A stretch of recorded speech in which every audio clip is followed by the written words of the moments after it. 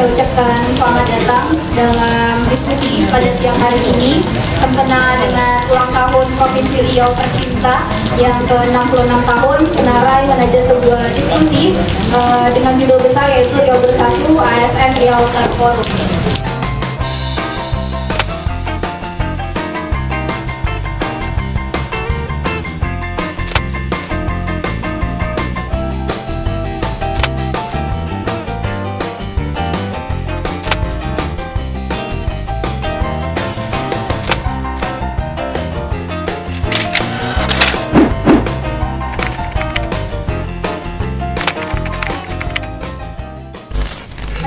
Baik, untuk tidak memperpanjang teman-teman yang hadir secara online maupun offline, di sini kita akan mulai, saya akan mulai langsung dari Senarai sebagai penaja hari ini, yaitu saya mulai dengan Senarai pastinya sudah akrab dengan pemantauan tentang korupsi dan kejahatan lingkungan di persidangan. Menurut pemantauan dari Senarai sendiri, saat ini dari sistem informasi yang diterima ada sekitar 39 kasus persidangan korupsi yang ada di Pekanbaru dan 17 diantaranya itu menyidangkan tentang dengan tersangkanya itu adalah penyelenggara negara. Artinya ada sekitar 43% sidang korupsi itu menyidangkan penyelenggara negara, teman-teman. Siapa aja mereka? Terdiri dari kedinasan, penyelenggara pemilu, dan akademisi. Begitu. Sudah masuk ke bulan kemerdekaan Agustus, sempena dengan ulang tahun Riau, juga ulang tahun untuk Indonesia 17 Agustus mendatang. Mungkin langsung saja kita dengarkan seperti apa pemantauan bentangan dari Senarai mengenai pantauan korupsi selama Januari hingga bulan Agustus ini. Silakan, Bang Jeffrey. Dan juga sebenarnya Senarai Pak hari ini ulang tahun juga. Ulang tahun yang ke-12, tapi ada perayaan kecil dan perayaan besar yang dilakukan untuk mengenang kerja-kerja Senarai dan kerja-kerja yang dibuat oleh Pemprov Riau di usia sekarang. Dan saya memantau, jadi di pidato Samsuar Gubernur Riau yang sekitar 2 atau sebulan lagi yang akan selesai karena dia mencalonkan DPR RI. Jadi kita lihat memang pantasan sebenarnya angka korupsi ASN di Riau ini tinggi karena memang di pidatonya tadi di depan ASN, di Gubernuran dan di depan DPR tidak ada yang menyangkut atau membahas soal kejahatan perilaku ASN, perilaku swasta, atau perbaikan tata kelola, sistem dan segala macamnya. Tidak ada menyentuh sama sekali. Hanya menyentuh soal perbaikan ekonomi pasca COVID, bagaimana peningkatan indeks pembangunan manusia sampai dengan nilai-nilai mutu yang lain. Saya pikir Samsuar ini tidak menyasar bagian sumber yang permasalahannya itu. Karena apa? Jadi Senarai melakukan pemantauan di SIPP Pekanbaru. Ada 39 perkara, yang 17-nya itu adalah pelakunya ataupun terdakwanya adalah ASN. ASN ini masuk di semua lini yang penting, mulai dari kampus, mulai dari dinas, mulai dari pejabat perizinan, mulai sampai dengan pejabat-pejabat yang ada di sekolah, ada yang di kesehatan. Itu dia. Posisi kedua itu dipegang oleh swasta. Kenapa swasta yang nomor 2? Karena memang mereka ada gesekan. ASN ingin melakukan belanja rutin, pengadaan barang dan jasa, itu memakai usaha. Usahanya dipakai untuk mengelabui kegiatan mereka. Untuk memenangkan saja mereka harus mendapatkan fee.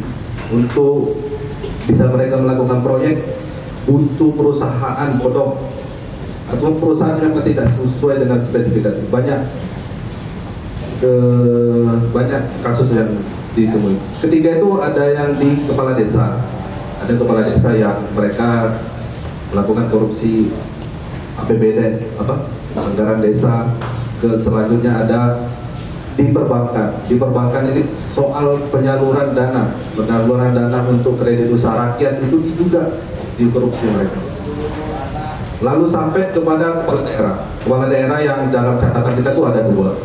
Satu itu Muhammad Adil, Bupati Moranti, yang kemarin sempat membuat heboh. Hebohnya ini nggak bertanggung jawab juga sebenarnya, karena dia juga menerima gratifikasi, menerima suap, dan tindakan-tindakan yang lain. Dan dia memanfaatkan orang kedinasan juga. Orang kedinasan supaya dia menerima suplai uang dari perusahaan, dan itu juga nggak sekedar kepala dinas, itu juga istrinya. Saya nggak tahu statusnya siri ataupun sah. Selanjutnya juga ada kepala daerah yang lain. Ada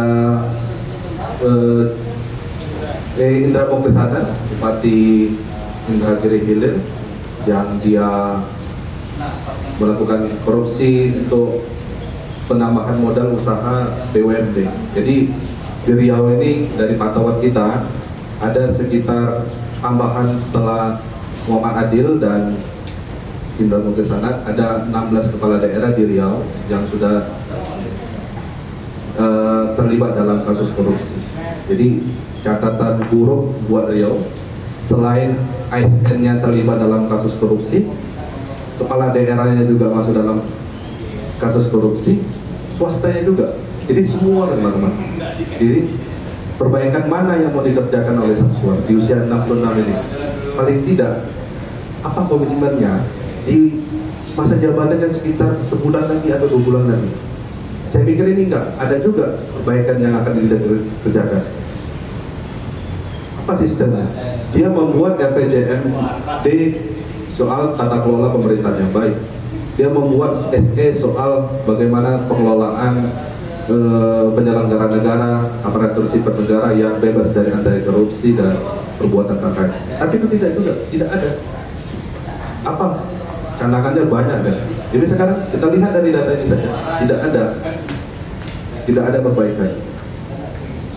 Yang cukup fenomenal dan sekarang yang sedang kita kerjakan itu ada kasus perizinan. Jadi Kepala Kanwil ATR BPN Riau yang dia juga sedang berproses persidangan. Cukup fenomenal kasus ini. Kalau kita bilang ini kasus korupsi perizinan pertama sektor agraria di Indonesia. Karena apa? Jadi Syahrir sebagai kepala kantor yang mempunyai kewenangan dan kemampuan untuk menerbitkan izin hak atas tanah, hak guna bangunan, tanda terlantar, hak guna usaha, dia menerima suapnya dari perusahaan. Ini sering kita dengar. Yang ada itu ada suap dari bawahannya itu kayak sebenarnya saweran gitu. Jadi bila kau ingin mendapatkan proyek ataupun kau bisa bekerja dengan baik, kau harus dapat. Dia itu melakukan. Jadi dia melakukan sejak dia jadi pejabat kantor pertanahan di Sumatera Selatan, di Maluku Utara, sampai dengan di Riau. Jadi rentang ini ada sekitar 5 tahun. Jadi gajinya itu aja dalam 5 tahun itu cuma sekitar 2,1 miliar. Tapi dia mempunyai harta kekayaan sampai 21 miliar. Ini ngeri. Jadi di situasi SN dan pejabat penyelenggara seperti gubernur tidak punya kemampuan dan tidak punya komitmen terhadap anti korupsi, ada lagi di Riau ini kan dalam tahun 2023 sampai 2024 tuh ada sekitar ratusan perusahaan yang akan mengajukan perpanjangan HGU. Bila pejabatnya aja macam M. Sarif ini saja sudah melakukan hal yang serupa, menerima uang dari perusahaan, kacau lah gitu. Karena juga saya pikir untuk perbaikan tata kelola di Riau ini ada 2 sektor, sektor agraria dan sektor agrar. Karena ini yang paling banyak yang diambil orang dan jadi celah yang paling subur untuk melakukan kegiatan korupsi. Mungkin itu dulu pengantar dari saya. Terima kasih. Oke, baik. Terima kasih Bang Jeffrey untuk pengantarnya. Jadi bisa diambil kesimpulan bahwa di Riau itu kondisinya sekarang komplit untuk sektor yang dikorupsi, dari mulai ASN, kepala daerah sampai ke swasta, dan itu bergulir di situ-situ aja ya Bang ya. Oke, baik. Selanjutnya saya ingin bergeser ke Bang Ahlul dari Walhi. Dari banyaknya korupsi ini, tentu ini tidak lepas, kalau di Riau pasti tidak lepas dari yang namanya kejahatan lingkungan, karena memang ladangnya banyak banget di situ gitu. Baik, saya ingin meminta Bang Alul untuk memaparkan bagaimana dari temuan dari Walhi mengenai korupsi di lingkungan di Riau khususnya tahun 2023 ini, dan kalau menurut Walhi sendiri gubernur kita tindakannya udah cukup atau belum, atau jika masih kurang apa kira-kira yang harus dilakukan ke depannya. Terima kasih. Baik, terima kasih Rema. Ya, kalau dari Wali memang melihat perkembangan Provinsi Riau di usia 66 tahun ini, kalau dilihat dari yang sampaikan JP tadi dalam sambutan dia di sidang paripurna di DPR, memang dalam hal isu-isu krusial dalam yang strategis terkait penyelenggara negara dan pelayanan publik, dan khususnya isu lingkungan memang tidak menjelaskan secara detail apa aja yang sudah dilakukan dan bagaimana terobosan-terobosan yang sudah disampaikan. Karena lagi-lagi gubernur saat ini tetap mengandalkan peningkatan ekonomi itu yang berasal dari PDB dan GDP ya. Nah, tapi kan kalau dari si Wali sini melihat ya itu tidak serta-merta bisa merubah kesejahteraan masyarakat, khususnya bisa dirasakan langsung ke masyarakat, karena itu kucurannya itu terlalu kecil turunnya ke masyarakat. Nah, ini yang sampai sekarang dikelola dan dirawat oleh pemerintah, khususnya rezim yang berkelindan sama oligarki yang sekarang gitu. Jadi apapun kepentingan yang mereka buat itu semata-mata hanya untuk kepentingan penguasa yang hadir saat ini. Kemudian di sisi lain dalam hal merencanakan program itu, isu keberlanjutan dan isu lingkungan itu tidak jadi hal yang penting bagi mereka gitu. Masih dianggap sebagai sampingan gitu. Padahal ketika dia nggak menyertakan dampak atau ketika dia membuat kebijakan dalam hal eksplorasi industri, perkebunan, tambang dan lain itu, seharusnya dia harus memasukkan biaya eksternalitas yang harus dicantumkan gitu. Jadi ada dampak yang akan dihasilkan atau risiko yang muncul dari aktivitas industri tadi. Tapi dari sisi pemerintah dan perusahaan itu tidak mencantumkan yang nilai risiko tadi gitu. Sehingga ketika ada tambang hadir, kemudian ada kerusakan, itu memang mereka anggap itu biasa-biasa saja gitu. Nah, ini yang jadi satu persoalan gitu. Kemudian khusus sumber daya alam juga sampai saat ini masih menjadi masalah kronis yang sejak dari bisa berubah sampai sekarang tuh belum sampai sekarang masih dirawat dan sulit diurai gitu, karena mereka memiliki secara langsung tuh keterikatan tidak diketahui oleh publik gitu.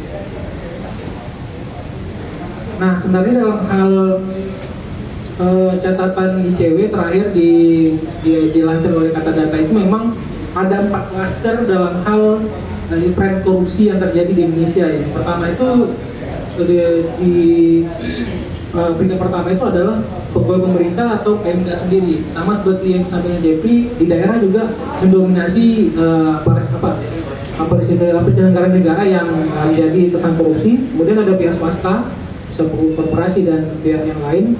Kemudian kepala desa, khususnya kalau di Riau itu yang tren yang terbaru itu adalah korupsi jual beli lahan mangrove, khususnya di Bengkalis. Jadi seharusnya itu kawasan mangrove itu ditetapkan oleh sebagai kawasan konservasi. Nah, tapi si desa ini mengeluarkan surat SKGR atau surat keterangan tanah untuk dijual lagi oleh pihak ketiga gitu. Nah, ini yang dalam pantauan kita tuh ada sekitar 3 desa yang khususnya Kades ya melakukan praktik-praktik seperti ini. Nah, ini kan juga berdampak terhadap risiko yang terjadi. Nah, makanya seharusnya itu kan untuk mitigasi dan adaptasi kan seharusnya itu menjadi lahan pelindung gitu, karena di posisinya itu memang di pesisir gitu. Tapi kan secara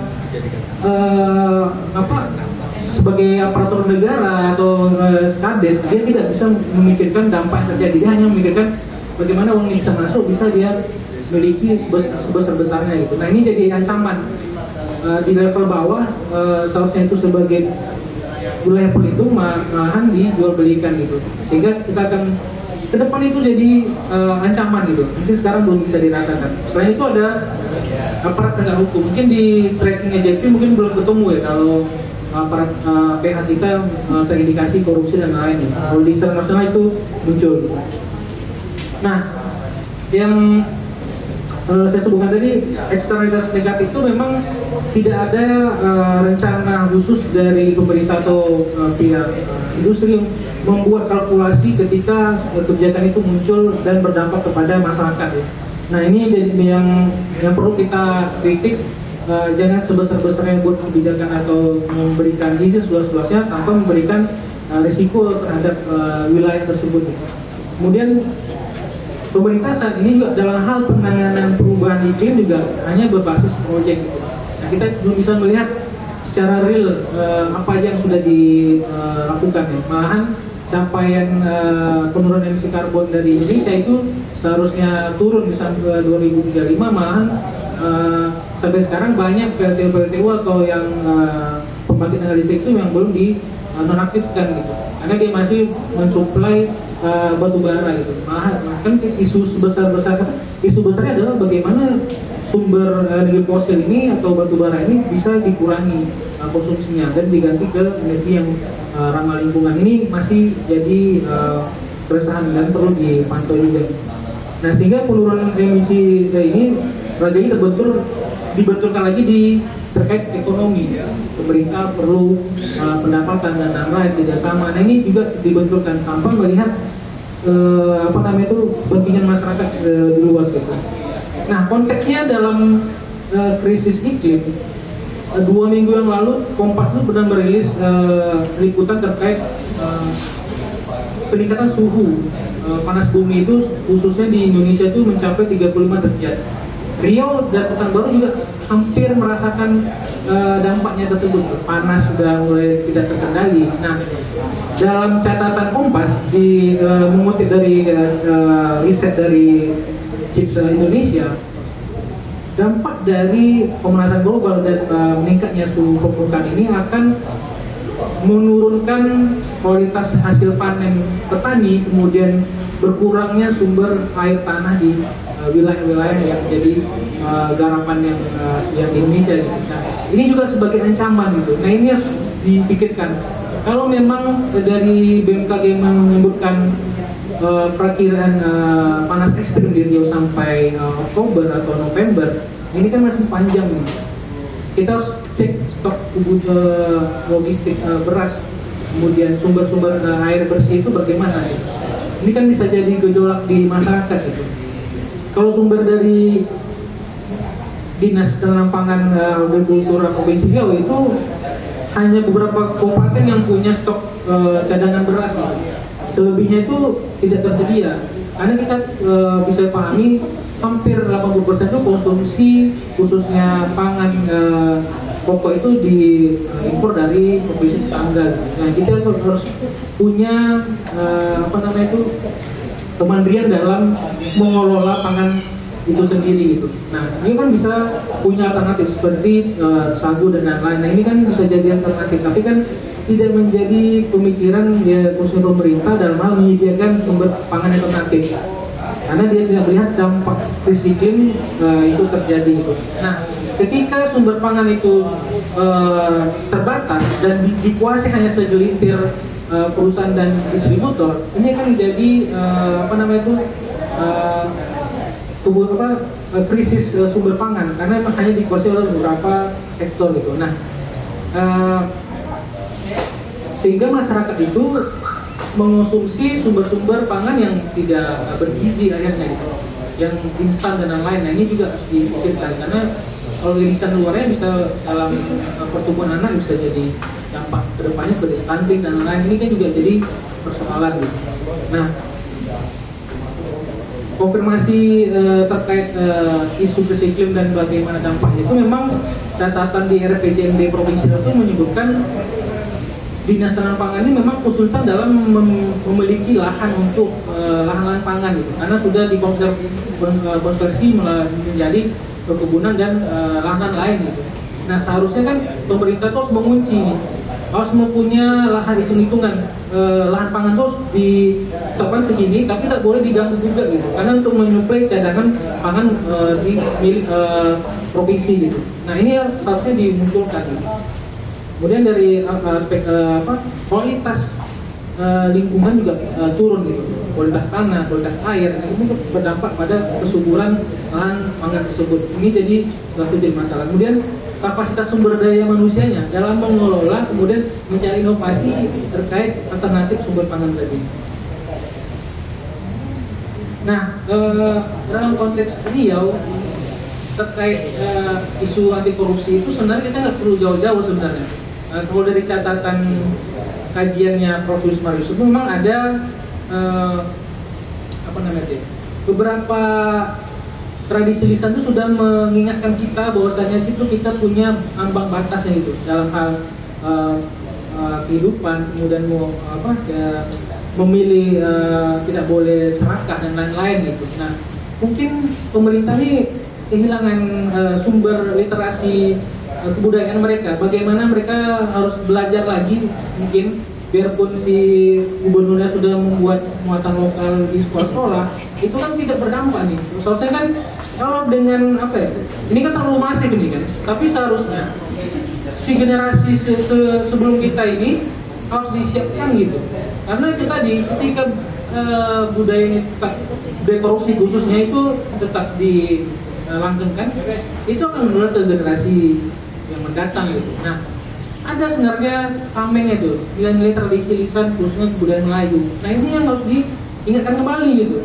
Kita makan tidak boleh berlebih, kemudian berkata segini harus dan lain-lain. Nah itu hilang di percakapan khususnya di pemerintah itu. Apalagi si gubernur sebagai pemimpin di provinsi ini, dia harus jadi teladannya gitu. Bagaimana dia berpikir kepada masyarakat dengan nilai-nilai tradisi tadi gitu. Nah dia tidak sejauh wali dia itu tidak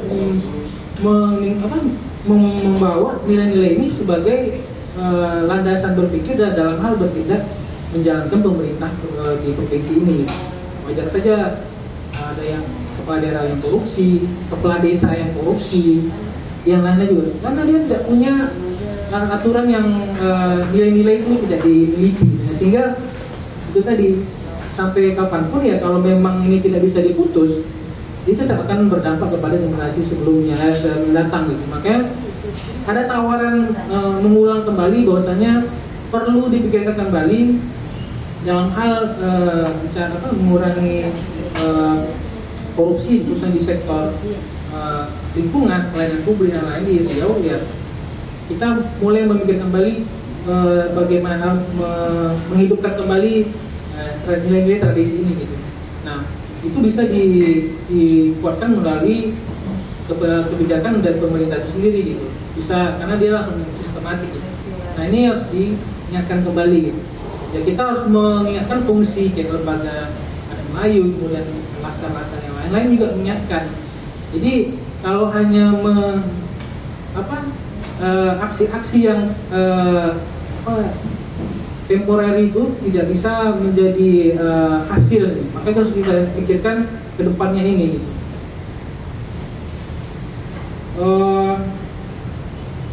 Ya satu lagi di momen politik khususnya tahun depan itu jadi ancaman juga sebenarnya. Kalau dari data KPK hampir menjelang 1 tahun pemilihan elektoral ini terbit beberapa izin-izin yang berhubungan dengan sektor kehutanan gitu.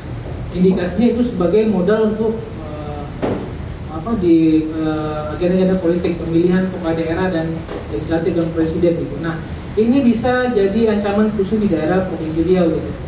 Ini juga diperkuat dengan laporan PPATK bahwasanya ada aliran dana sekitar 1,1 triliun lebih itu uang dari aktivitas ilegal khususnya ilegal dari sektor kehutanan itu udah mulai mengalir ke aktor-aktor politik. Ini kita harus antisipasi gitu.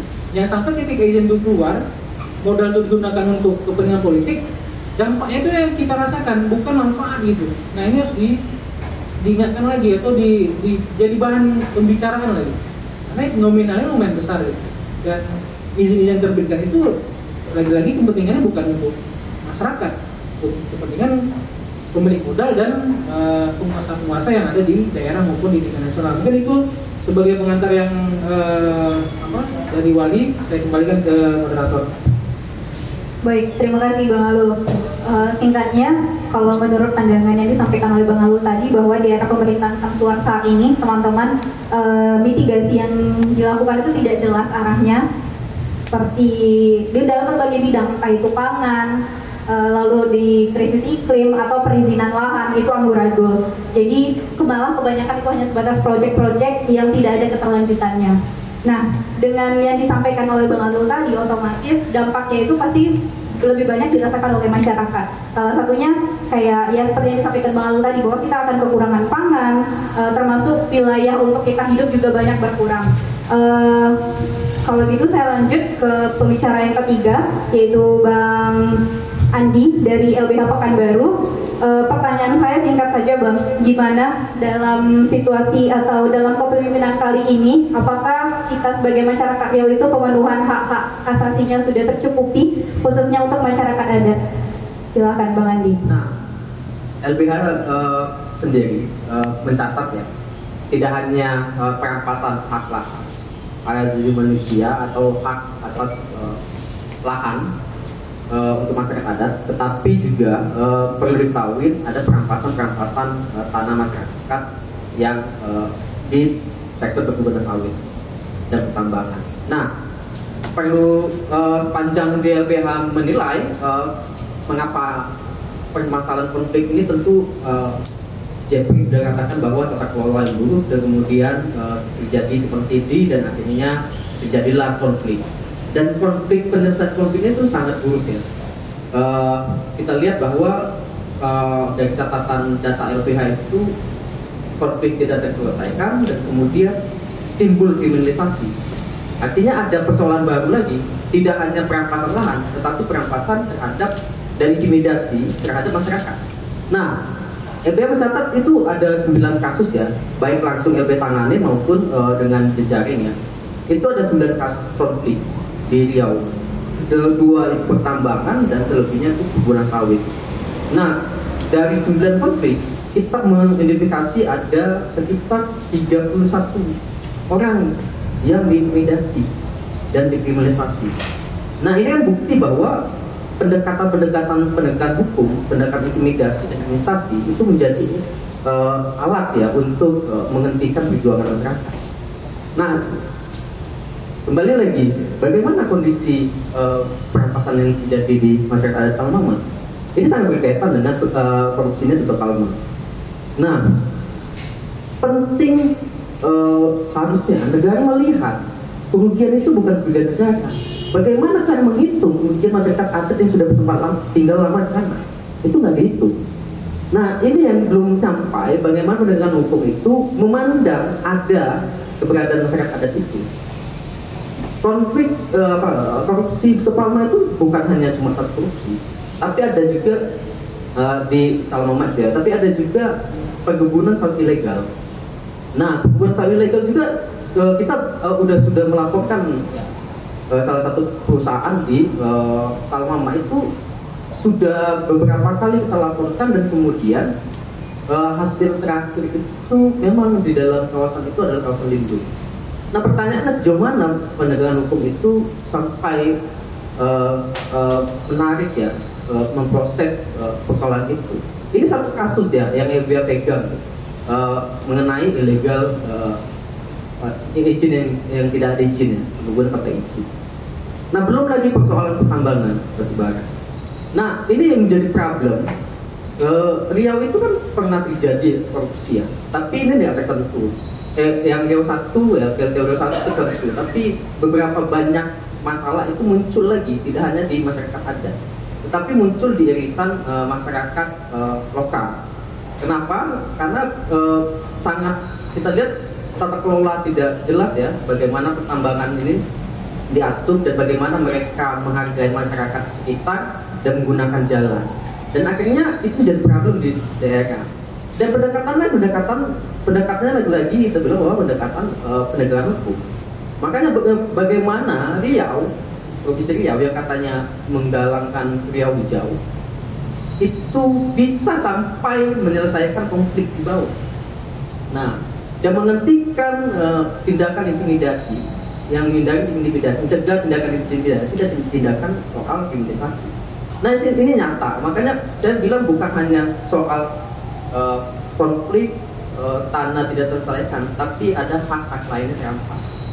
Nah, itu berkaitan juga bagaimana nantinya anak dan istrinya juga terlantar. Nah, artinya kan terjadi pelanggaran HAM yang terus-menerus sampai bertahun. Dari isunya adalah hak atas tanah, kemudian kembali muncul hak pendidikan, hak ekonomi dan lain-lain itu terampas. Mungkin dari saya segitu ya, jadi tidak banyak. Dan yang terakhir ya, LBH Pekanbaru sangat mengkritik soal sistem zonasi sekolah. Beberapa hari yang lalu kita melaporkan salah satu anak yang tidak sekolah. Nah, ini masyarakat yang nelayan, miskin, dan tidak punya motor, kendaraan, dan kemudian dekat sekolah di situ tidak ada yang lulus karena sudah penuh. Nah, ketika itu layanannya harusnya memfasilitasi, bukan tidak dilayani. Berapa kali udah seminggu ya. Nah, kemudian yang kita melakukan ombudsman, bagaimana layanan pendidikan terkait mengenai salah seorang anak ini. Nah, itu satu, ternyata banyak persoalan. Ini nggak tersentuh. Ini bagaimana kita menilai? Kalau lagi-lagi ini terjadi setiap tahun, artinya perlu ada evaluasi dan evaluasi terkait dengan sistem ini. Nah, itu yang menjadi problem hari ini ASN, dan kemudian mengakar dari korupsi dan kemudian menghilangkan hak-hak banyak masyarakat yang terus menerus dan berkaitan satu sama lain. Mungkin itu aja. Kalau nggak salah kurang dari 1 kilometer malah. Kalau di Garuda 1. Itu sana jauh. Mana dekat sini ya? Oke, terima kasih Bang Andi dari LBH Pekanbaru. Saya ambil singkat saja teman-teman bahwa yang dari paparkan oleh Bang Andi tadi, saat ini konflik-konflik yang terjadi itu tidak terselesaikan, justru malah menimbulkan konflik-konflik baru yang terus berentetan dari mulai hak untuk wilayah, ekonomi, bahkan sektor pendidikan. Nah, dari ketiga pembicara sebelumnya kan sudah membicarakan tentang korupsi yang di berbagai bidang, dari masyarakat, dari ASN dan sebagainya. Nah, tentunya korupsi ini sangat akrab dengan kerja-kerja yang dilakukan oleh Fitra, yaitu berhubungan dengan anggaran. Untuk itu saya selanjutnya ke Bang Taufik dari Fitra. Singkat saja Bang, gimana pantauan dari Fitra atau paparan dari Fitra tentang korupsi di sektor anggaran? Silakan Bang. Terima kasih Reva. Fitra Riau dalam hal ini memang fokus pada isu-isu publik ya, dalam kebijakan anggaran, pelayanan, dan mendorong transparansi pemerintah daerah. Nah, dalam kegiatan kita, selain kita melakukan pendampingan kepada pemerintah daerah, kita juga melakukan pemantauan terkait dengan isu-isu korupsi dan isu-isu transparansi yang ada di Provinsi Riau. Nah, tema yang diutarakan oleh tema yang dibuat oleh teman-teman Senara ini sangat bagus ya. Maka dari itu kita bisa melihat sejauh mana sebenarnya komitmen anti korupsi kepala daerah di Riau. Bukan komitmen anti korupsi Samsuar saja yang harus kita telisiki, tapi bagaimana komitmen di kepala daerah kabupaten kota, baik itu komitmennya si Arfetri, komitmennya Suhadiman Ambi, dan komitmennya kepala daerah lainnya. Nah, Fitra, kalau misalnya lihat dari potret ASN ya, memang sejauh ini memang banyak menimbul pembincangan publik soal kasus-kasus korupsi yang melibatkan ASN. Pasti ketika ada persoalan korupsi, pasti ASN menjadi tersangkut-sangkut dalam kasus korupsi tersebut. Contoh misalnya yang diutarakan oleh Senarai tadi ya, bahwasanya OTT Bupati Kepulauan Meranti juga melibatkan ASN, dan ASN yang selainnya notabene itu adalah sebagai birokrat, juga bekerja sebagai direktur juga di dalam salah satu umroh ya, travel umroh. Nah, memberikan suap kepada Bupati Meranti, Haji Aidil. Nah, kemudian banyak juga kalau kita telisik ASN-ASN yang terlibat dalam perkara-perkara rasuah. Misalnya tahun 2020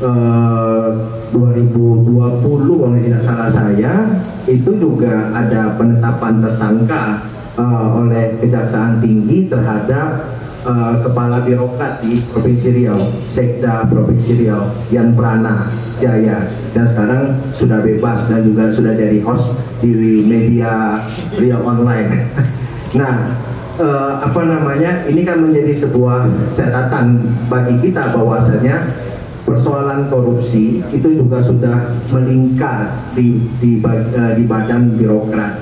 Selain itu, kita baru-baru ini kita mendengar adanya tindakan pidana korupsi yang saat ini masih dalam penyelidikan proses. Memang pelaku utamanya memang bukan ASN, tapi melibatkan ASN juga lagi nih, Mbak Reva.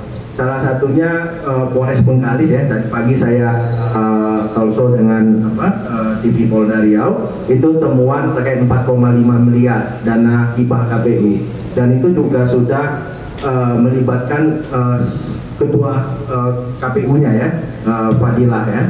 Nah, ini dan 4 orang tersangka lainnya, dan itu merupakan juga ASN juga di sekretariat KPU. Nah, artinya ASN ini sudah menjadi sebuah objek vital dalam berbagai proses kasus-kasus korupsi. Nah, yang menjadi cenderung kita misalnya begini teman-teman, bahwasanya ketika ASN itu terlibat dalam perkara kasus rasuah, tapi proses sanksi dia sebagai pejabat atau dia sebagai ASN juga lambat ditangani oleh kepala daerah, termasuk inspektorat. Contoh misalnya tahun 2020 ketika itu Yan Prana ditetapkan menjadi tersangka. Proses itu lambat pemecatan Yan Prana sebagai ASN-nya ya. Nah, itu juga menjadi sebuah catatan juga. Dulu pasca Haki 2016 ini pusat Haki dulu kita adakan di sini nih. Saya ingat 2016 selesai Haki ada timbul gejolak lagi. Gejolaknya adalah korupsi terkait dengan tugu integritas lahannya. Dan itu mentersangkakan seorang ASN juga, menantu dari Anas Mamun, ya, Dwi Sumarsono. Saya ingat betul itu, Dwi Sumarsono, Dwi Sumarno. Nah, ini kan menjadi sebuah catatan buruk. Tapi dari catatan itu, apakah teman-teman kepala daerah itu sudah memawaskan diri bagaimana untuk mengantisipasinya dengan pencegahan. Nah, itu yang menjadi PR besar kita dan mentelisik apakah sejauh ini kepala daerah sudah komitmen nggak soal itu. Soal 2020 ditetapkan tersangka Yan Prana juga lambat juga proses pemecatannya. Ditambah lagi ada tersangka-tersangka lainnya. Saya mentelisik, saya mengorek data ASN yang dipecat. Di website PKD juga kita tidak menemuinya, ya. Yang saya menemuinya itu di media Go Riau Online, dan itu terdapat 161 ASN Riau itu yang terlibat dalam kasus rasuah. Itu tergabung itu kalau untuk di provinsi aja sekitar 28. Tetapi di websitenya PKD Riau itu tidak ada. Nah, artinya adalah dari sini kita bisa melihat bahwa komitmen pencegahan anti korupsi pemerintah daerah itu juga tidak ada. Nah, selain itu ya, kalau kita lihat dari survei indeks SPI ya, survei integritas ya. Nah, SPI mengatakan bahwasanya dari berdasarkan survei integritas SPI tahun 2021 itu menunjukkan integritas internal pegawai di Provinsi Riau cukup berdasarkan dimensinya. Ada berapa dimensi? Ada 7 dimensi. Ada transparansi, integritas dalam pelaksanaan tugas, perdagangan pengaruh, trending influence, dan 4 pengelolaan anggaran, pengelolaan PBJ, pengelolaan SDM, dan sosialisasi anti korupsi. Dari survei internal dan eksternal, ketika kita lihat dari data SPI tersebut, itu menunjukkan itu semakin baik. Tapi faktanya, nah semakin baik ya dari pelayanannya, dari apanya, ini bicara survei, itu mengatakan sangat semakin baik. Tapi faktanya, bagaimana kita lihat dari fakta integritas layanan. Nah, integritas layanan bisa kita lihat tadi kawan-kawan LBH meneropong terkait dengan persoalan sekolah, zonasi sekolah ya. Kalau kita melihat bagaimana pelayanan keterbukaan informasi publik. Nah, dari hasil itu fakta keterbukaan informasi, setiap tahun kita melakukan indeks ya. Indeks memang untuk Provinsi Riau itu sudah proaktif, tapi itu di sektor informasi anggaran. Ketika kita mengecek mengklik Riau Go ID, itu semua informasi berkaitan dengan anggaran, baik itu dokumen APBD, realisasi, penjabaran, itu terbuka. Nah, tapi bagaimana dengan indeks keterbukaan di sektor perizinan sumber daya alam? Kita sama-sama tahu bahwasannya korupsi di Riau ini ada 2 sektor hulu besarnya. Yang pertama sektor perizinan sumber daya alam, yang kedua ada sektor anggaran. Nah, sektor perizinan itu juga sulit terbuka. Walaupun kita tahun 2018 melakukan uji akses, hanya beberapa daerah atau hanya 1 daerah yang membuka informasi yang kita inginkan. Selebihnya itu tidak. Contoh Provinsi Riau untuk informasi anggaran juga belum. Termasuk sekarang ini Provinsi Riau lagi menggaungkan terkait dengan percepatan 1 data. Nah, 1 data itu progresnya juga masih belum apa-apa, masih lambat, masih terkait dengan validasi data antar OPD juga masih belum terlaksana. Nah, ini menjadi PR besar bagi Riau sendiri untuk membuka informasi-informasi berkaitan dengan sektor-sektor tersebut, sektor perizinan, baik sektor informasi terkait dengan AMDAL, AGU, RKT, itu semua harus dibuka karena berdasarkan Undang-Undang Keterbukaan Informasi, Undang-Undang Nomor 14 Tahun 2008 itu termasuk informasi publik, bukan informasi yang dikecualikan. Sehingga pemerintah daerah menjadi PR besar untuk membuka informasi-informasi itu secara proaktif. Karena kalau kita lihat ini Reva, banyak website-website pemerintah daerah itu, kalau kita lihat Riau Go ID, Bengkalis Go ID, Pelalawan Go ID, itu semua sudah punya website, tapi isinya itu hanya sebuah pencitraan kepala daerah saja. Arti pencitraan ini saya garis bawahi adalah kegiatan-kegiatan kepala daerah saja. Tapi berkaitan dengan informasi-informasi yang berkaitan dengan penyelenggaraan, data-data itu juga masih belum terakses, terpublikasi dengan baik di kanal-kanal website. Nah, untuk mencegah korupsi itu harus bisa membuka ruang publik, yaitu membuka informasi-informasi dalam sisi pengawasan publik. Nah, itu yang masih belum terlihat. Walaupun Riau sendiri sudah bagus ya dari informasi anggaran sudah terbuka, tapi daerah-daerah lain juga masih belum. Nah, itu menjadi PR besar. Contoh misalnya kalau kita bicara indeks ya tahun 2021-2022, Riau itu urutan pertama. 2021 indeksnya 0,53 dan Provinsi Riau di tahun 2022 indeksnya 0,74. Artinya sudah cukup baik ya. Tinggal nanti bagaimana informasi-informasi di sektor perizinan dan sumber daya alam itu bisa dibuka dan diketahui oleh publik.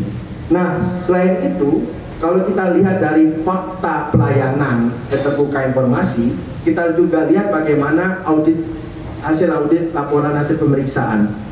Setiap tahun, kalau kita lihat dari LHP BPK ya, yang dikeluarkan setiap tahun oleh BPK, diaudit oleh BPK, itu juga menunjukkan bahwasanya ketidakpatuhan pemerintah terhadap peraturan perundang-undangan. Nah, ditemukan masih ada pekerjaan proyek pembangunan, berjalan dinas, pengadaan barang jasa, pembayaran honor yang mengalami potensi kerugian. Nah, kerugiannya apa saja? Kalau kita mengidentifikasinya ada beberapa jenis kerugian. Pertama, ketidaksesuaian spesifikasi. Ini misalnya terkait dengan pembangunan pekerjaan proyek, potensi kerugian atas kekurangan volume, potensi kerugian atas kelebihan pembayaran, potensi kerugian atas fiktif pertanggungjawaban, potensi kerugian atas selisih pembayaran, potensi kerugian atas keterlambatan denda setor, dan potensi atas kekurangan penerimaan. Nah, artinya di sini setiap tahun pasti persoalannya kalau terkait dengan audit pasti terbatas ke situ saja. Nah ini maka harus ada PR ya bagi teman-teman inspektorat, bagaimana pencegahan korupsi dari hasil-hasil audit itu tidak ada terulang lagi, misalnya kekurangan pembayaran, volume, spesifikasi, seharusnya kan harus ditelah dulu sebelum pengerjaan suatu proyek itu. Nah itu harus dipegang oleh kepala daerah. Temuan kita misal di tahun 2020 itu terdapat kerugian sekitar 220 miliar di 12 kabupaten kota. 2021 sekitar 99 miliar. Nah artinya di sini kan masih jomplang ya. 2020 mungkin adanya COVID ya, banyak kasus-kasus itu terkait dengan COVID. Contoh misalnya saya sebutkan tadi yang melibatkan ASN ya. Tahun 2020 Polda Riau itu berhasil menangkap Kadis Dinas Kesehatan Kepulauan Meranti ya, Dokter Ministri. Kasusnya itu adalah terkait dengan alat-alat vaksinasi itu. Nah itu menjadi sebuah problem. ASN lagi dalangnya. Nah ini menjadi sebuah PR besar untuk kepala daerah. Nah untuk tahun 2022 bagaimana? Nah ketika kita melihat pemberitaan ada beberapa proyek-proyek pemerintah yang diduga ada indikasi korupsi. Hasil temuan BPK juga mengatakan ada beberapa indikasi ya terkait dengan kerugian negara. Misalnya terkait dengan salah satu saya angkat kasusnya itu pengerjaan pengembangan kawasan Masjid Raya An-Nur Provinsi Riau terkait dengan payung elektrik itu. Nah BPK, catatan LHP BPK tahun 2022 itu menyebutkan ada kekurangan volume dalam pengerjaan itu. Baru ada pekerjaan tidak sesuai dengan spesifikasi. Ada item pekerjaan sensor angin, sensor hujan, sensor cahaya sudah diakui ada dalam nomenklatur kegiatan tapi tidak terpasang. Nah saya nggak tahu nih kemarin dibuka ketika Ustadz Adi Hidayat, apakah itu sudah fix atau bagaimana? Itu coba nanti di cross check oleh teman-teman wartawan.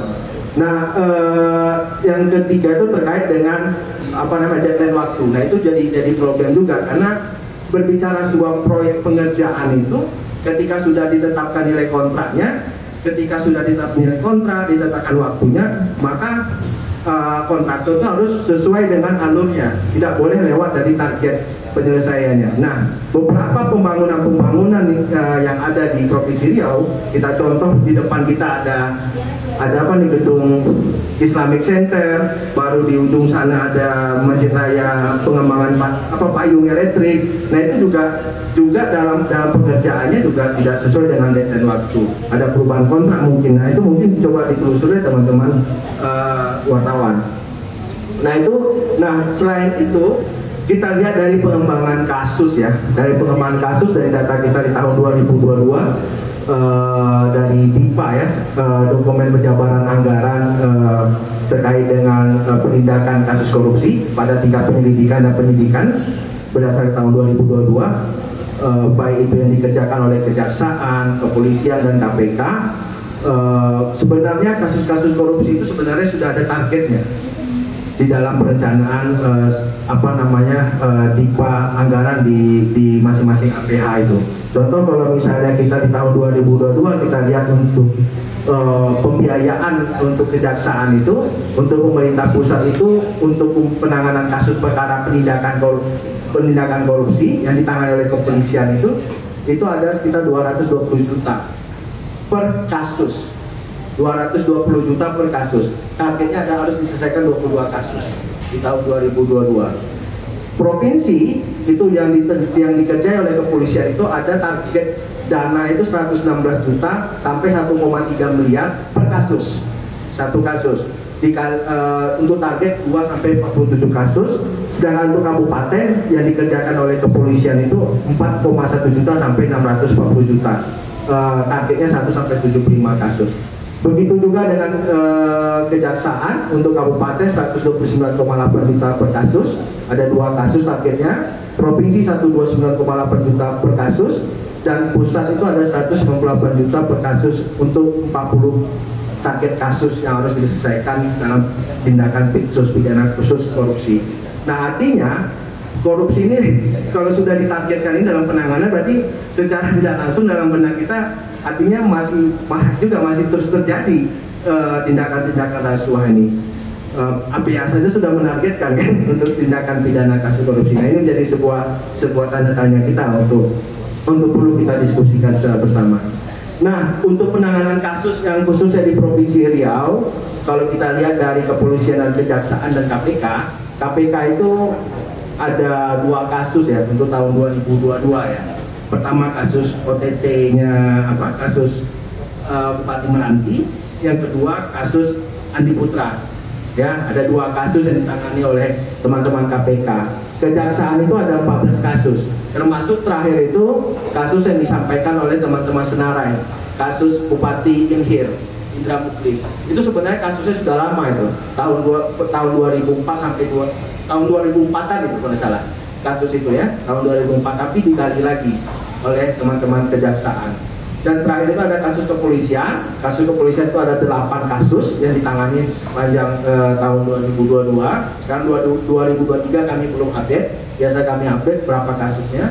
Nah, tahun 2023 itu kepolisian menangani 8 kasus, termasuk kasus yang saya sebutkan tadi, Dr. Misri, Kadis Kesehatan di Meranti, kedua KPU yang KPU baru belum masuk itu nanti di tahun 2023. Ada berapa kasus lagi itu yang ditangani oleh teman-teman kepolisian, ada 8 kasus. Nah, kalau kerugian, saya masih ketika kita bicara soal informasi berarti bicara data. Nah, kalau data yang saya dapat itu terkait dengan pengembalian kerugian negara yang dilakukan oleh teman-teman Ditsus Kejaksaan Tinggi itu di tahun 2022 mengembalikan kerugian negara sebesar 6,3 miliar, 6,342 miliar. Nah, itu untuk kejaksaan dari kasusnya sebanyak 14 kasus, 6,3 miliar mereka mengembalikan. Nah, di situ dihitung dari pembayaran denda, pembayaran uang pengganti, penyitaan harta rampasan dan segala macam. Jadi itu di total di situ semua sebesar 6,3 miliar. Nah, itu saja mungkin. Nah, terakhirnya Reva, kalau kita lihat dari dari Riau sendiri, kasus-kasus yang terjadi di Riau ada modus ya. Modus itu memang sama juga sebenarnya, ada gratifikasi, ada suap, ada pemerasan, ada perbuatan curang terhadap proyek, itu sering terjadi di Provinsi Riau. Nah, mungkin ada beberapa rekomendasi kita ya terkait hal ini. Misalnya salah satunya Riau itu harus punya kejelasan payung hukum terkait dengan pencegahan korupsi. Dulu di zamannya Pak Andi Rahman itu dulu punya SK pencegahan korupsi ya, dan ada renaksi pencegahan korupsi. Tapi renaksi itu juga belum berjalan. Nah, andai kata saya berharap kemarin waktu Samsuwati lantik itu SK tersebut jadi perda atau pergub atau dipergubkan ya. Nah, tapi juga nggak ada responnya terkait dengan SK itu. Bahkan kemarin kita juga diskusi dengan OPD terkait, Diskominfo, Inspektorat sama BPKD. Kita coba mendorong Pak Samsul untuk menerbitkan juga nggak ada gunanya kata dia kan, nggak ada gunanya SK. Padahal bicara soal renaksi itu bicara soal roadmap. Apa yang harus dilakukan pemerintah terkait dengan pencegahan korupsi. Dan ini sebenarnya harus diintegrasikan kepada daerah-daerah di kabupaten kota. Nah, ini masih belum terlaksana. Yang kedua, rekomendasi kita misalnya terkait dengan pelayanan keterbukaan. Kalau misalnya korupsi ini ingin dicegah itu ya harus ada kesadaran bagi penyelenggara negara untuk membuka informasi. Jadi meningkatkan pelayanan keterbukaan informasi itu juga penting. Yang mungkin masyarakat itu mungkin meminta informasi secara langsung, mungkin si pemerintah itu mungkin bisa menyediakan informasi-informasi berbasis proaktif. Jadi kanal-kanal website pemerintah daerah itu ya mungkin eloknya juga harus diisi dengan data-data juga, jangan pencitraan-pencitraan kepala daerah. Nah, itu yang menjadi sebuah kritik kepada kepala daerah di Provinsi Riau. Nah, ketiga soal sistem rekrutmen. Nah, sistem rekrutmen ini baik itu mutasi, rotasi. Nah, kadang di situ juga terjadi praktek-praktek indikasi korupsi ya. Nah, seharusnya ini harus ada sistem yang bisa merujuk kepada uji patih. Nah, ketika pemerintah menetapkan si A menjadi kepala dinas, ada berapa nama, dibuka ruang publik untuk uji kelayakannya, uji publiknya, apakah dia layak, apakah dia sudah sesuai dengan kompetensinya untuk menduduki suatu bidang tersebut. Nah, itu yang harus dilakukan oleh pemerintah daerah. Nah, selama ini kalau kita lihat sebenarnya mencegah jual beli jabatan juga. Nah, ini yang harus kita rekomendasikan kepada pemerintah daerah. Mungkin begitu Reva, kita mungkin bisa diskusi ya. Khairul kalam, assalamualaikum warahmatullahi wabarakatuh. Waalaikumsalam warahmatullahi wabarakatuh. Baik, terima kasih Bang Taufik. Jadi kalau dari simpulan yang saya ambil pada intinya Riau itu secara anggaran ya salah satu contohnya dalam hal keterbukaan informasi itu masih belum seterbuka itu dalam mengakses untuk mengakses anggaran-anggaran yang ada di Provinsi Riau. Mungkin sudah baik secara provinsi, namun belum diikuti oleh daerah-daerahnya, begitu. Baik, dari 4 pembicara tadi, tentu kita butuh tanggapan. Nah, kali ini tanggapan ini akan diberikan oleh Bapak Syaifullah Yaufi sebagai akademisi di UNRI. Mungkin Bapak bisa memberikan tanggapan atas 4 pernyataan yang disampaikan oleh teman-teman yang lain. Silakan Bapak. Semuanya Terima kasih. Kita lagi deskripsi nih. Ibu moderator. Mudah-mudahan saya tidak lama juga. Saya berusaha untuk lebih singkat. Tapi dari yang saya dengar tadi luar biasa. Kerja kawan-kawan luar biasa. Problemnya adalah berulang dan masih terjadi. Modusnya berulang. Hati-hati menyampaikan seperti itu. Kemudian efek juga dari fitra, transparansi, bicara problem yang berulang-ulang masih terjadi lagi setiap tahun berulang. Kalau boleh cerita sedikit kembali dulu waktu masa sekolah di Jogja itu, kawan-kawan tuh cerita hebat ya Riau, Patrick kepala daerahnya. Dosen saya ada guru besar. Sebetulnya gini, bagus ya pegawai-pegawai video itu, pejabat-pejabatnya itu senang sekolah, tapi sayang ya korupsinya tinggi gitu. Nah itu ya, jadi buat saya itu sesuatu hal yang agak miris lah. Kemudian apalagi dikaitkan dengan perilaku pejabat birokrasi ya, di pemerintahan baik di pusat maupun di daerah.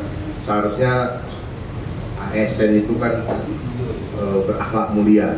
Kalau kita lihat di dalam peraturan perundang-undangan di negara kita bisa lihat di undang-undang tentang tindak pidana korupsi, di Undang-Undang 3199, kemudian di Undang-Undang 20 tahun 2001 perubahan itu, ada kemudian Undang-Undang nomor 28 tahun 99 terkait dengan penyelenggaraan negara yang bersih dan bebas dari korupsi. Untuk ASN sendiri ada PP 94 tahun 2021. Nah, dengan sebegitu banyak peraturan betul. Tapi kenapa kemudian masih terjadi, masih berulang? Kalau boleh ya, mungkin saya membagilah menurut pendapat. Kalau kita baca, mungkin teman-teman juga sering baca itu, pernah baca gitu buku tentang legal system punyanya Lawrence Friedman gitu ya. Jadi efektivitas hukum itu bisa tercapai dengan 3 hal. Bisa lewat struktur hukum, struktur of law, kemudian ada substansi of law atau substansi hukum, kemudian legal kultur atau budaya hukum. Nah itu dia tadi ya, kalau kita bicara struktur hukum, kita bicara kelembagaan. Nah kalau kelembagaan berarti kan ada kewenangan yang diberikan.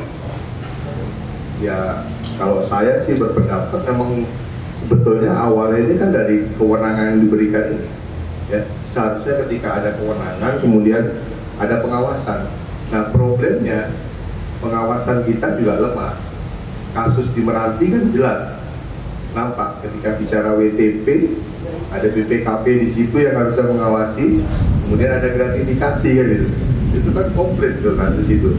Kalau kita bicara struktur hukum itu ya seharusnya yang diberikan kewenangan itu pengawasnya ya harusnya juga terbebas dari hal-hal yang seperti itu. Kemudian kalau bicara substansi hukum, ya, memang peraturan-peraturan itu memang kita sudah banyak. Masalahnya kan sekarang pada implementasi.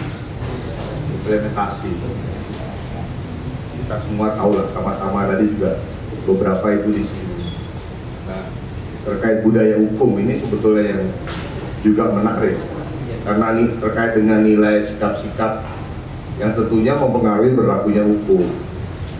Kadang kita sendiri ya malah justru memancing hal-hal yang seperti itu. Kita yang gimana caranya ini biar kita mendapatkan dengan lebih dahulu gitu, atau kita yang memenangkan sesuatu akhirnya ada gratifikasi dan lain sebagainya. Memang kalau kita lihat memang di tindak pidana korupsi juga ada ancaman pidana matinya gitu ya. Cuman kan belum ada. Ya, belum ada.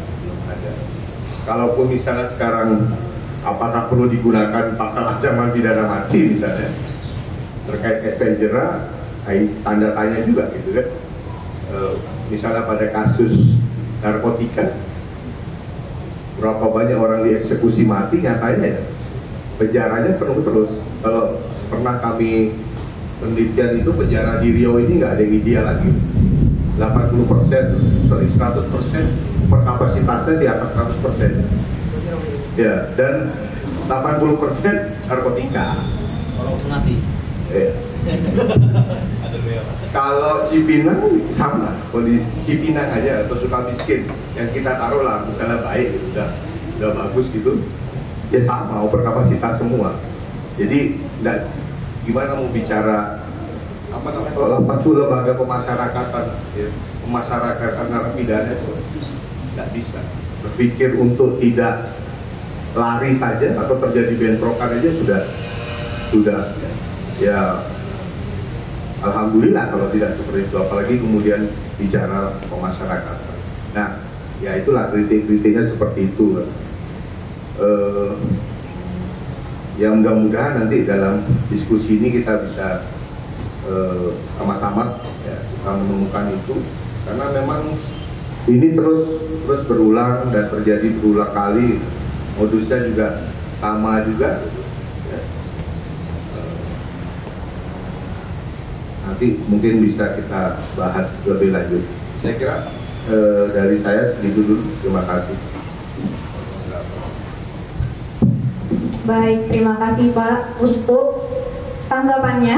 Nah, selanjutnya teman-teman mungkin ada yang ingin bertanya baik ke Pak Yopi atau ke 4 pembicara lainnya. Jika ada yang ingin ditanyakan, boleh mengacungkan tangan. Tidak ada? Kalau tidak ada? Oh, ada. Alhamdulillah, puji syukur kepada Allah Subhanahu wa taala. Hari ini kita bisa bersua di ruangan ini membahas hal yang sangat menarik sebetulnya ya. Tadi seperti disampaikan dari Fitra, LBH, ya, Senarai, kemudian juga dari akademisi Universitas Riau. Nah, kalau memang kita lihat ya, kasus korupsi itu kan seperti apa ya, selalu tumbuh gitu ya, selalu tumbuh, tidak hanya di pemerintahan ya, tapi mungkin di lingkungan kita dan lain sebagainya itu selalu ada. Nah, tadi seperti disampaikan di awal begitu banyak data yang menarik sekali gitu ya, yang terjadi dan rasanya kok tidak pernah berkurang. Sebetulnya faktor yang menyebabkan itu apa? Ya. Ini sebelum saya mungkin bertanya, kita lebih ke diskusi. Saya juga sumbang pikiran sedikit ya. Jadi korupsi itu entry point-nya sebetulnya ya, masuk itu ketika seseorang itu punya kewenangan. Nah, dari entry point-nya kewenangan itu tadi sebetulnya. Makanya saya ingat sekali kata yang dikatakan oleh Lord Acton, power tends to corrupt. Power, kekuasaan, kewenangan itu cenderung untuk dikorupsi, cenderung untuk disalahgunakan. Nah, apalagi kewenangan itu absolut, apalagi power itu absolut, maka absolut pula untuk disalahgunakan. Nah, salah satu penyalahgunaannya itu adalah dengan tindakan korupsi ini. Modusnya macam-macam, gratifikasi, suap, ya, karena keterdekatan dan lain sebagainya, ada rasa gak enak, kalau nggak bantu gimana ya, gitu ya. Awalnya itu sebetulnya itu, ya, awalnya sebetulnya itu. Nah, tapi dengan adanya kewenangan yang dia miliki, kemudian kewenangan itu disalahgunakan, ya. Terjadi abuse of power, kemudian melanggar peraturan perundang-undangan. Nah, dari situlah munculnya awalnya, awal muncul dari korupsi tersebut. Nah, pada akhirnya kita melihat kok semacam hal yang biasa, padahal ini luar biasa, gitu ya. Nah, sehingga penanganannya itu seperti apa, gitu. Nah, sebetulnya tidak hanya dari segi aparat penegak hukumnya saja, tapi juga peraturan perundang-undangannya, ya, masyarakat kita juga harusnya, ya, di mana partisipasi masyarakat itu sangat penting, ya. Nah, seperti yang hadir saat ini, kita semua masyarakat, ya, itu sangat memberikan peran yang sangat penting dalam pemberantasan korupsi. Karena biasanya dari laporan-laporan masyarakat itu biasanya ada muncul, ya. Nah, diketahui seperti itu. Jadi masyarakat tuh memberikan peran yang sangat penting. Nah, bagaimana peraturan yang dibuat atau peraturan yang akan dibuat nantinya itu bisa mengakomodir peran serta masyarakat itu, ya, memberikan peluang bagaimana orang mengadukan. Terkadang kan orang takut untuk melaporkan, yang gitu ya. Nah, itu juga. Kemudian berkaitan dengan kewenangan juga. Ketika ASN, katakanlah ya, PNS melakukan tindak pidana korupsi, itu ada hal yang menarik, unik. Ya, tadi kalau saya katakan ada penyalahgunaan kewenangan. Karena dia punya kewenangan, kemudian kewenangan itu disalahgunakan. Nah, tapi terkadang ada juga dia melakukan itu karena tekanan dari atasan. Sebetulnya dia sadar ini menyalahgunakan aturan, gitu ya, menyalahi aturan, menyalahgunakan kewenangan. Dia sadar, tapi tidak bisa tidak dilakukan, berarti harus dilakukan karena memang tekanan dari atas. Nah, itu ya. Nah, ketika dia melakukan sebetulnya tidak ingin dilakukan, tapi itu dilakukan.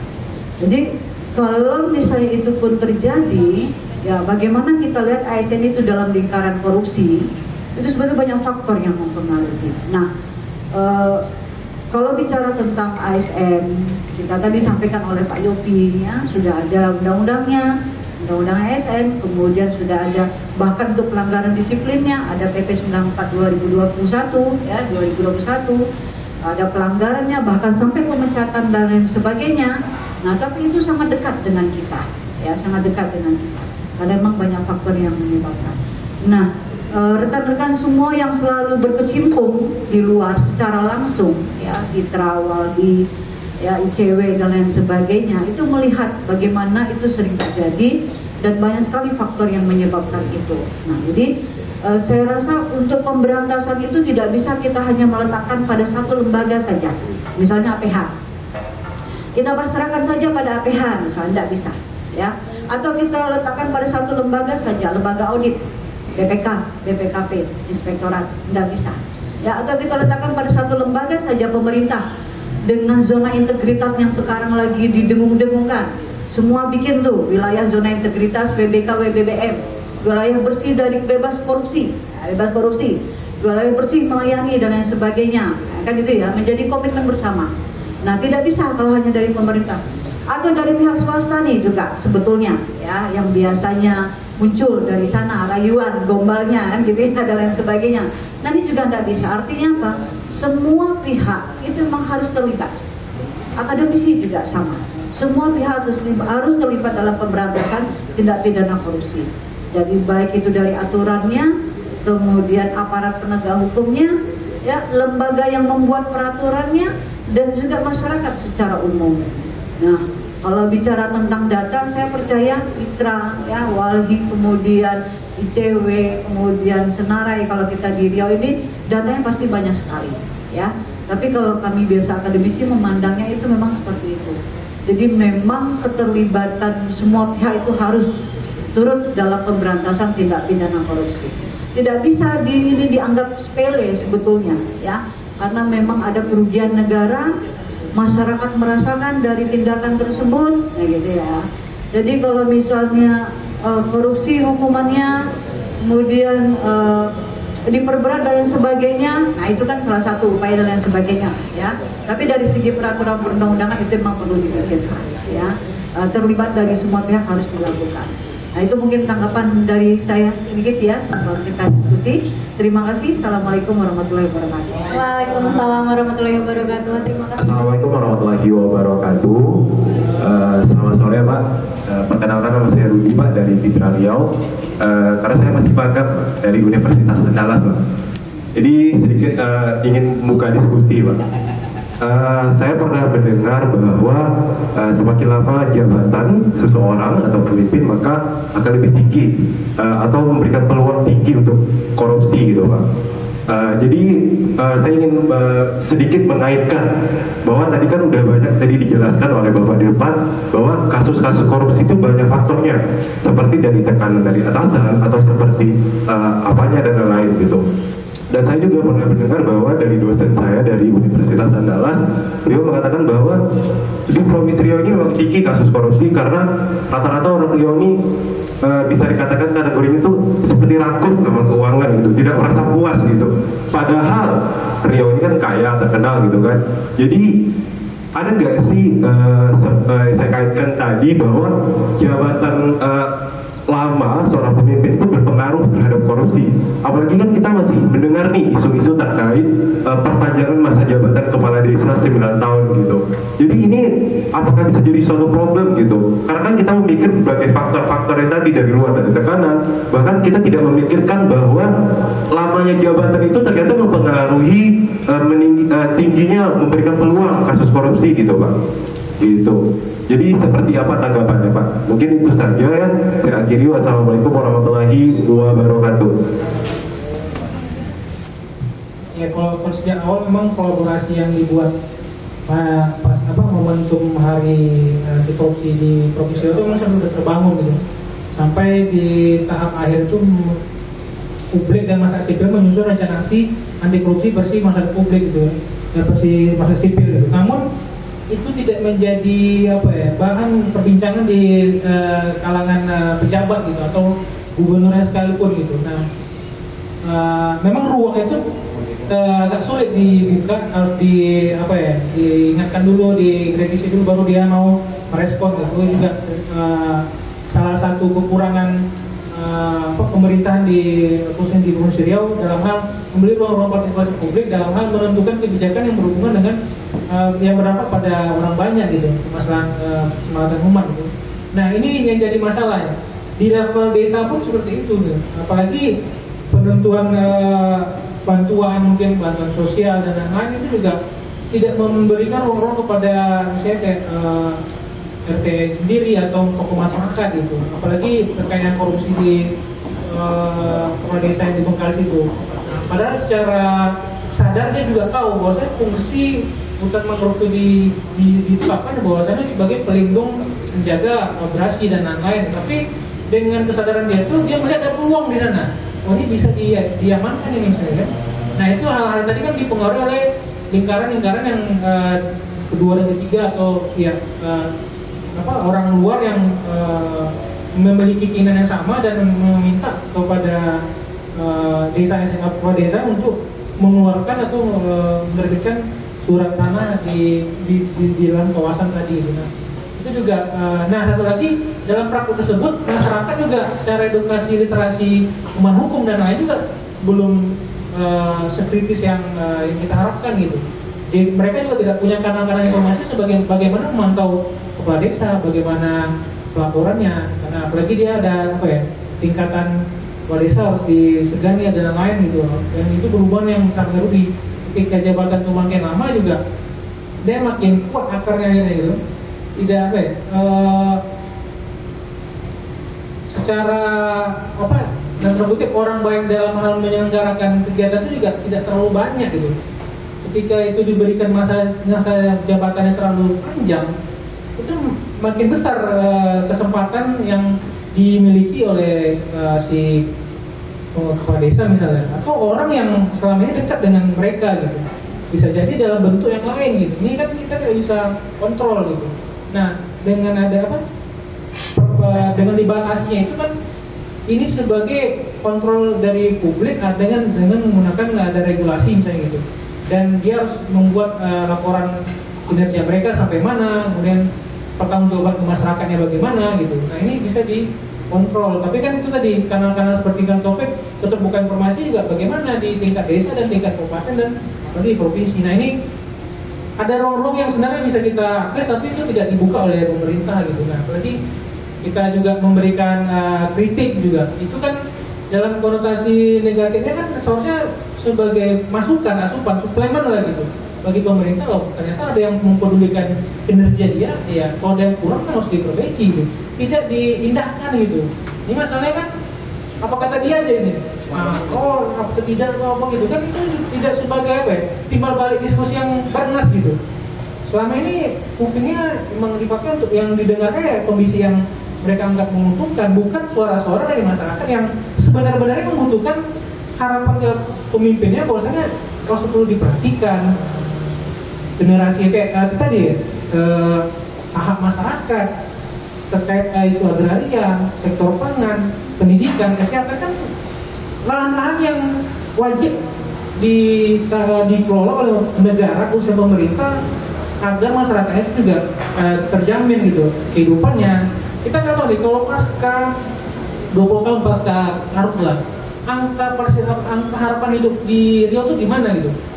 Pasca 20 tahun ketika generasi yang 20 tahun menghirup polusi udara gitu, itu kan angka harapan hidupnya juga bisa berkurang. Nah, itu kan indikator, itu kan ada biaya di luar itu nanti, biaya berobat, biaya apa lagi gitu. Kemudian di korupsi sektor pangan, ada biaya pangan yang dinaikkan harganya bertambah, dia cari uang susah, terus ada bantuan yang dikorupsi, nah kan juga berdampak akhirnya seluruhnya gitu. Nah, ini juga itu tadi karena terbukaan channel itu ditutup, yang seharusnya jadi wadah, akhirnya dibatasi karena mereka nggak mau dikritik gitu. Nah, kritik ini untuk mengevaluasi, mengingatkan bahwasanya ada kekeliruan atau kekosongan ide-ide yang seharusnya disampaikan malahan tidak didengarkan. Mungkin itu dari saya, terima kasih. Pembatasan itu sebagai sebuah kontrol, saya sepakat juga itu, karena tapi itu juga harus dibarengi dengan legal culture tadi ya, dimana sikap-sikap kita ya, cara berhukum kita, kemudian nilai-nilai yang berlaku dalam masyarakat itu bisa berjalan sesuai dengan yang sudah diatur. Hari ini kan sudah banyak juga lembaga pengawas kan, tidak hanya BPKP, Dirjen, ada apa lagi tuh, termasuk NGO lah, ada NGO ya. Tapi kan kita lihat sendiri lah ya. Tadi contohnya kasus Merapi, dan banyak kasus lainnya juga ya. Jadi memang sekali lagi kita perlu bersama-sama terkait legal culture tadi. Saya kira ini.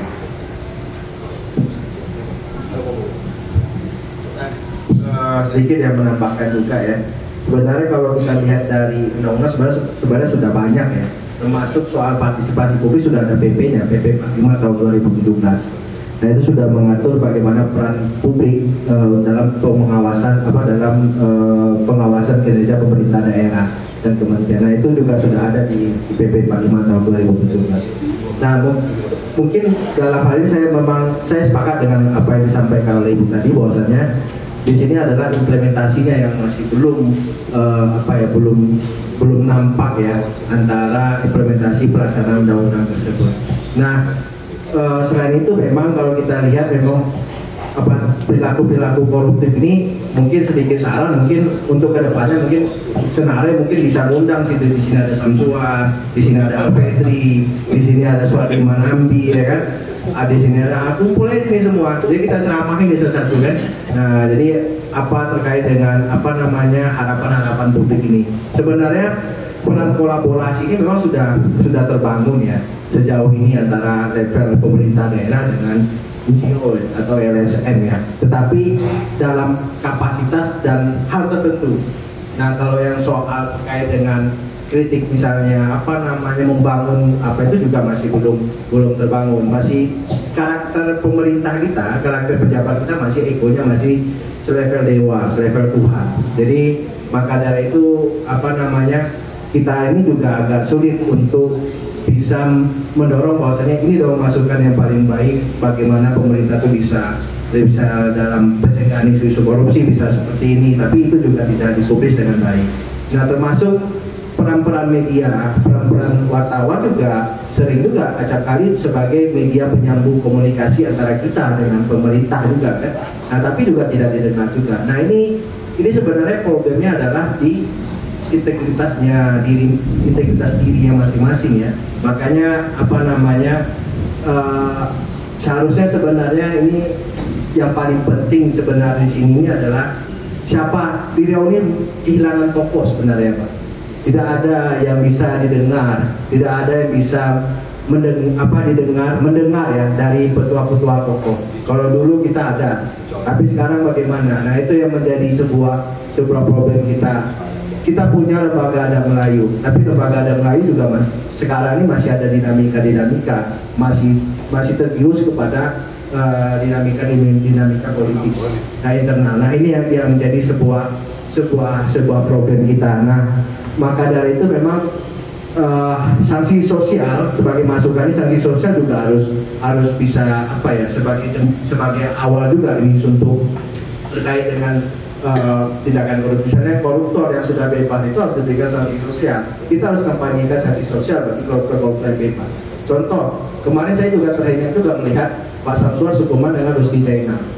Kami meminta untuk hadir dalam paripurna HUTRI, merayakan paripurna HUTRI di hari ini di gedung DPRD. Nah, itu kan Sukumannya juga luar biasa ya. Mari kita tahu bagaimana Rusdi Zainal dan kasus-kasusnya terhadap isu sumber daya alam. Selain itu kita juga mendengar bahwasanya Sekda Riau sudah bebas tapi ditunjuk sebagai tenaga ahli di PTP. Ya, Dian Prana ditunjuk sebagai tenaga ahli di PTP. Nah, ini kan juga jadi sebuah tanda tanya kita. Sebatas mana sih komitmen kepala daerah itu? Ada bekas narapidana juga dipercayai untuk memegang amanah dan notabene itu perusahaan dan perusahaan milik BUMD. Nah, itu juga jadi sebuah tanda tanya kita. Jadi artinya adalah diskusi kita di sini ini saya membungkus bahwasanya komitmen kepala daerah terkait dengan perilaku tindakan korupsi, pencegahan korupsi juga tidak ada. Nah, walaupun kita berkuar-kuar, walaupun kita itu juga tidak terdengar juga oleh Samsuar itu sendiri. Terima kasih. Yang nonton dulu. Halo Bapak.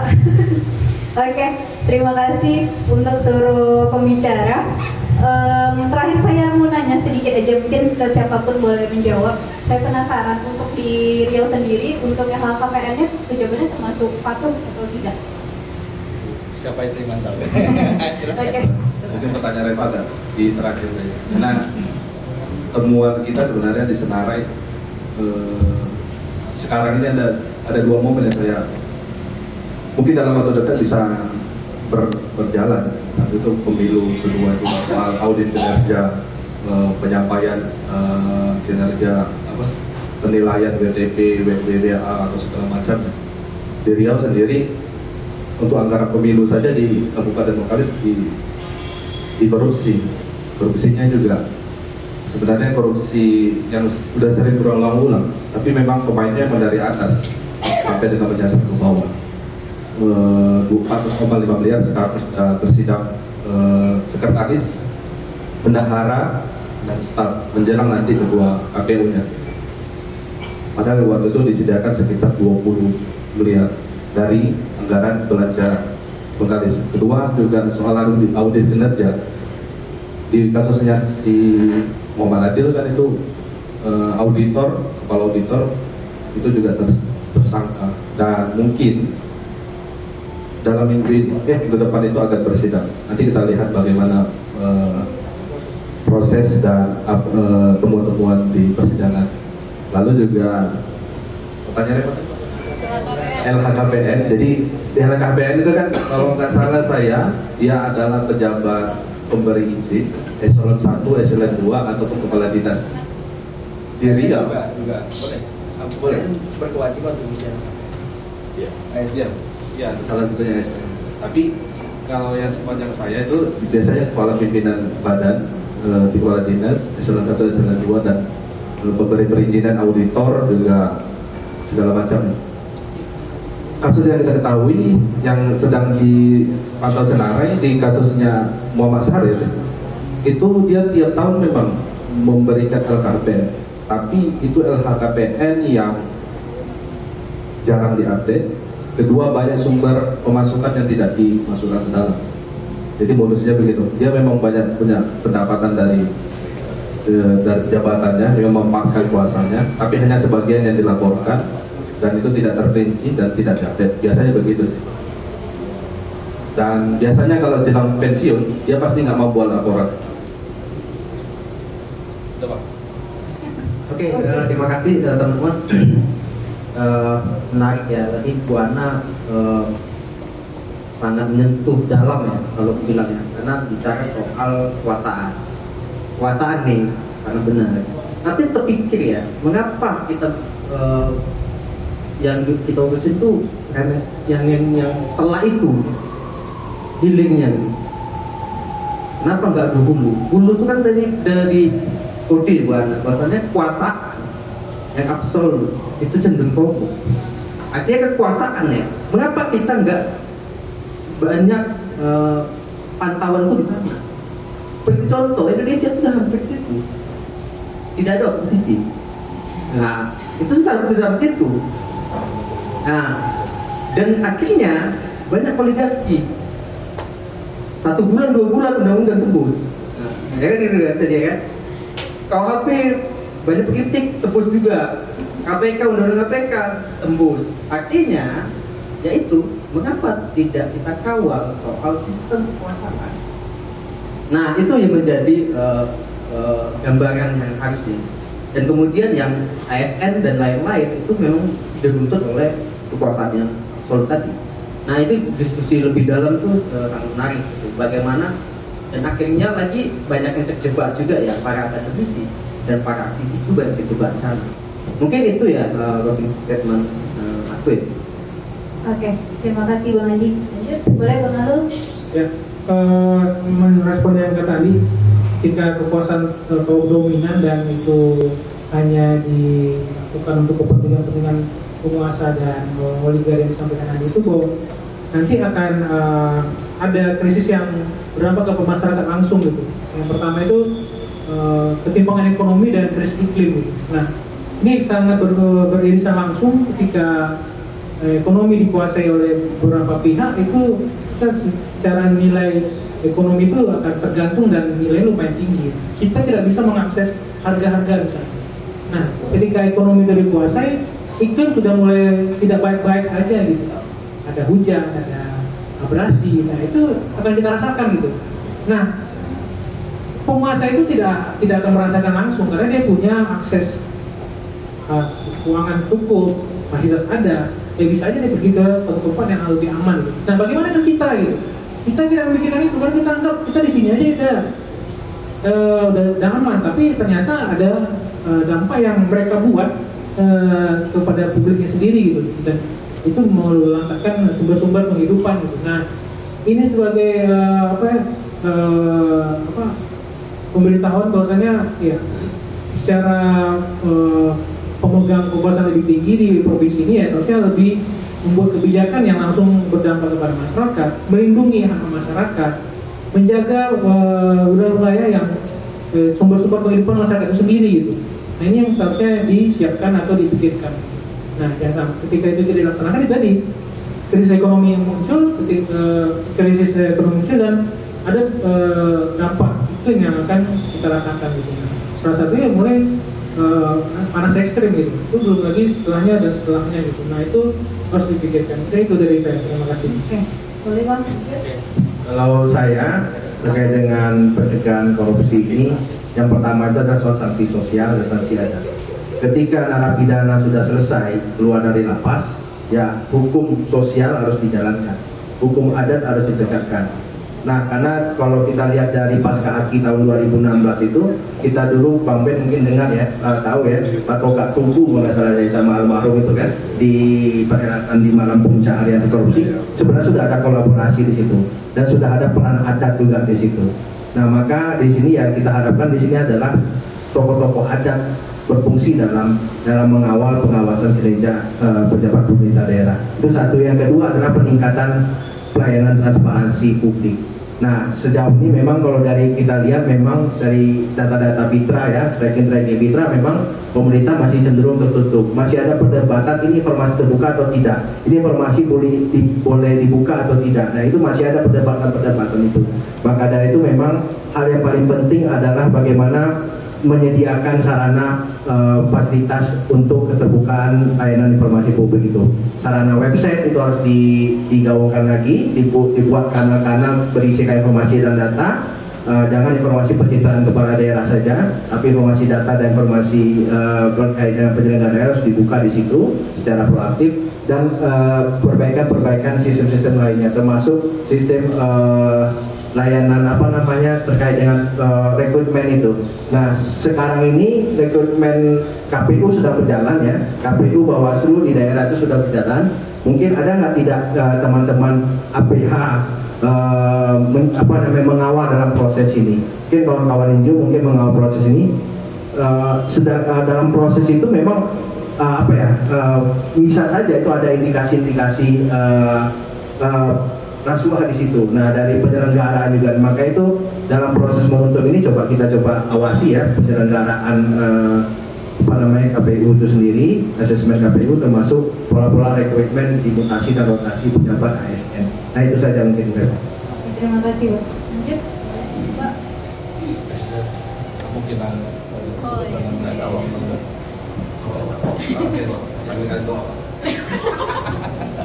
Oke, buat saya dari catatan kita menerangkan bahwa angka sebesar ini SN, perusahaan ataupun pejabat negara yang lain itu memang karena tidak ada komitmen dari pemimpinnya.